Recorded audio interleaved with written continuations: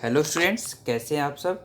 आशा करता हूँ आप सब बहुत अच्छे होंगे और आपको जो डेली वर्कशीट मिलती है वो आप अच्छे से पूरा कर रहे होंगे। बच्चों, लास्ट वर्कशीट हमने की थी वर्कशीट नंबर 52। आज हम करेंगे वर्कशीट नंबर 53।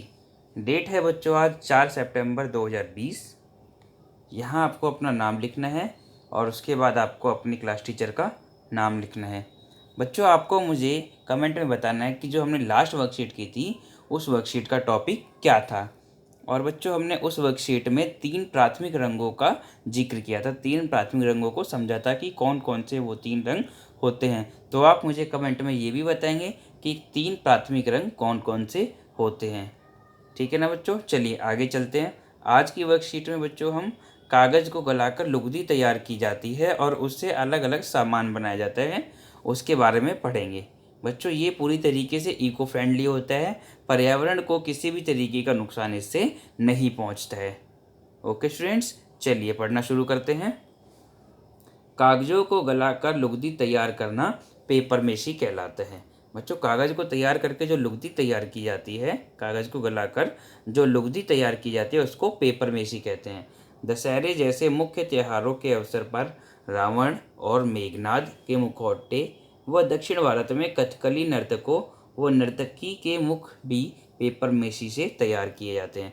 बच्चों, जब भी दशहरा आता है तो रावण और मेघनाद के मुखौटे बनाए जाते हैं ना, तो वो भी पेपर मेशी से तैयार किए जाते हैं। उसके अलावा दक्षिण भारत में बच्चों कथकली के जो नर्तक होते हैं और नर्तकी होते हैं उनके मुख भी पेपर मेशी से ही तैयार किए जाते हैं।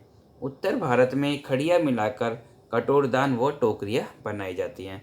और बच्चों, उत्तर भारत में खड़िया मिलाकर उससे कटोरदान और टोकरियाँ बनाई जाती है।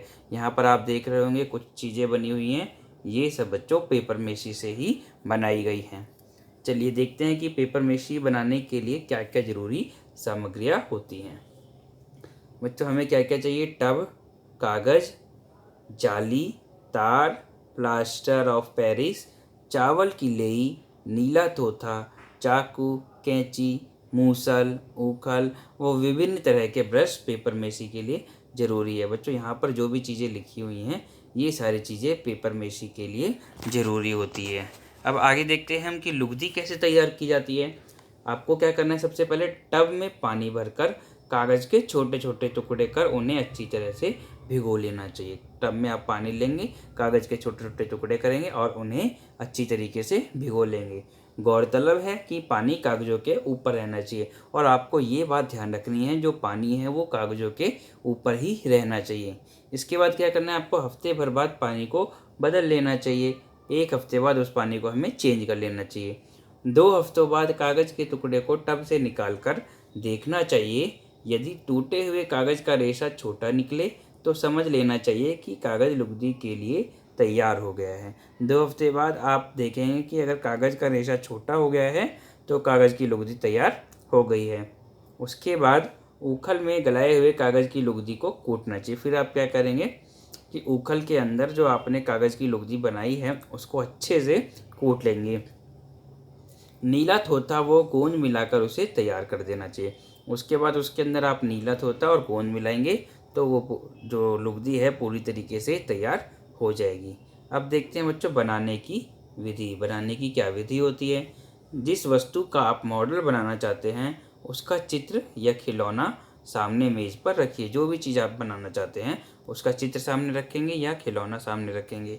वस्तु की लंबाई चौड़ाई के हिसाब से आकृति तैयार कर लीजिए। फिर आप क्या करेंगे, जो जो वो वस्तु होगी उसकी लंबाई और चौड़ाई के हिसाब से उसकी आकृति तैयार कर लेंगे।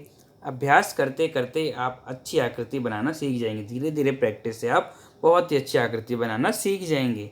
मॉडल बनाते समय चिकनी मिट्टी में हवा के बुलबुले नहीं होने चाहिए। बच्चों, आपको एक बात और ध्यान रखनी है कि जो भी आप मॉडल बना रहे हो उसमें हवा के बुलबुले ना आए। साथ ही तैयार आकृति छायादार स्थान पर सुखानी चाहिए। जो भी आकृति आपने तैयार की होगी उसको छायादार स्थान पर सुखानी चाहिए, धूप में नहीं सुखानी।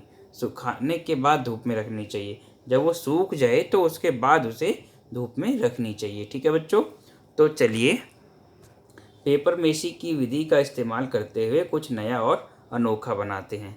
अब आपको क्या करना है, इसी विधि का इस्तेमाल करते हुए कुछ अलग बना के दिखाना है। आपने पेपर मेसी द्वारा क्या बनाया और कैसे बनाया।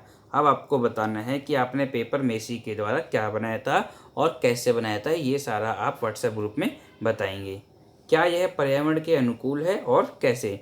बच्चों, जैसा कि मैंने शुरू में ही बताया था कि ये पूरी तरीके से पर्यावरण के लिए अनुकूल है। क्यों? क्योंकि इसके अंदर किसी भी तरीके का केमिकल का उपयोग नहीं किया जाता। तो आशा करता हूँ आपको ये वर्कशीट अच्छे से समझ में आ गई होगी और आप भी पेपर मेसी का उपयोग करके कुछ ना कुछ बनाकर उसकी पिक्चर व्हाट्सएप ग्रुप में ज़रूर भेजेंगे। ठीक है स्टूडेंट्स, चलिए आज के लिए इतना ही। अगर आपको इस वर्कशीट में कोई डाउट रह गया हो तो आप व्हाट्सएप ग्रुप में पूछ सकते हैं। Thank you.